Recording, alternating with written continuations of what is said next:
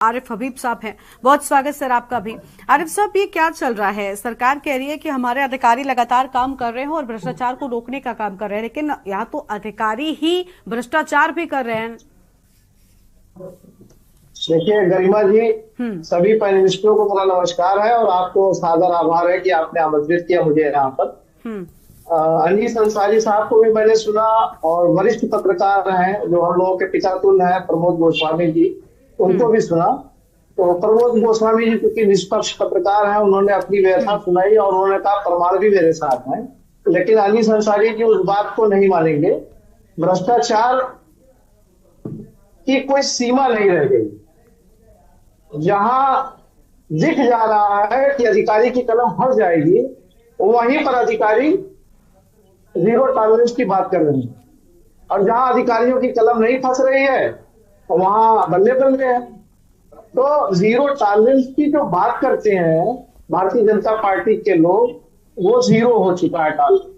अभी बात कर रहे थे कि गुंडागर्दी करते थे समाजवादी पार्टी की सरकार में, ये होता था वो होता था, मिल बांट के खाते थे। आप बताइए, मुख्यमंत्री रहे 5 साल हमारे नेता आदरणीय अखिलेश यादव जी, आप बताइए उनके ऊपर कोई FIR है? कोई आप भ्रष्टाचार का आरोप बता दीजिए। जो लगाया भी गया उसको साबित नहीं कर पाए और दूसरा टेन्योर भारतीय जनता पार्टी का चल रहा है। आप ले लीजिए, हमारा एक्सप्रेसवे है, उसपे तमाम खोद खोद के मिट्टियां और गिट्टियां उठा करके उसकी जांच कराई गई, कहीं कुछ पाए नहीं।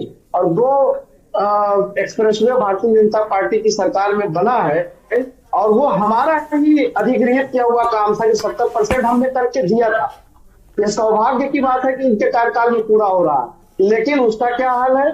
बुंदेलखंड का एक्सप्रेसवे बनने के तीसरे दिन बाद क्षतिग्रस्त हो जाता है। पूर्वांचल एक्सप्रेसवे आए दिन क्षतिग्रस्त होता है और हमारे एक्सप्रेसवे पे फाइटर विमान उतार करके मुख्यमंत्री जी गौरवान्वित होते हैं। उसी गोमती क्या कहते हैं, गोमती रिवर फ्रंट पर मेला लगा करके मुख्यमंत्री जी गौरवान्वित होते हैं। उसी इकाना स्टेडियम में वर्ल्ड का मैच करा करके मुख्यमंत्री जी गौरवान्वित होते हैं। उसी DGP मुख्यालय को, उसी 1090 चौराहे को और 1090 के कार्यालय को देख करके मुख्यमंत्री जी गौरवान्वित होते हैं, जो समाजवादी पार्टी की सरकार में दिखा है।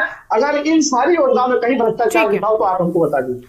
ठीक है, यानी आपको लग रहा है सरकार की, ठीक है, जौनपुर के हमारे जिलाधिकारी, क्योंकि मैं भी जौनपुर का रहने वाला हूं और मैं उनसे मिला हूं, और उनका काम करने का तरीका ठीक है। उन्होंने पकड़ा है, उन्होंने कार्रवाई किया। अभी 2-3 दिन पहले वो नगर पालिका में भी गए थे, कुछ कर्मचारी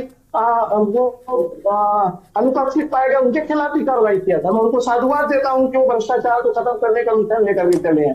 लेकिन अगर बड़े पैमाने पर भ्रष्टाचार दूसरी सरकार में भी हो रहा है तो कहीं न कहीं सरकार के मुखिया का संकल्प जो है वो कमजोर हो रहा है। मैं इतना कहना चाहूंगा, संकल्प जो प्रमोद जी ने कहा, मैं उनकी बात से संबद्ध करते हुए यही कहना चाहूंगा कि मुख्यमंत्री जी को इसका संज्ञान लेना चाहिए और मुख्यमंत्री जी को जनता की भी बात सुनना चाहिए।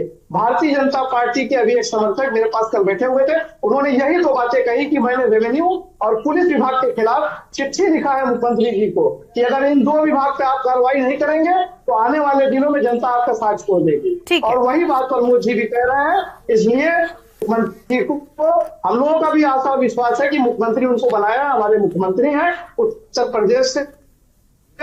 जो व्यवस्थाएं जनता को चाहिए, जो ईमानदारी की चाहिए, जो भ्रष्टाचार का खात्मा चाहिए, जो इंफ्रास्ट्रक्चर हमारी जनता को चाहिए, वो दे, वही विपक्ष भी मांग करता है। विपक्ष उनके साथ रहेगा। अगर मुख्यमंत्री जी ईमानदारी से इस पर काम करेंगे तो विपक्ष उनके साथ खड़ा है। ठीक है।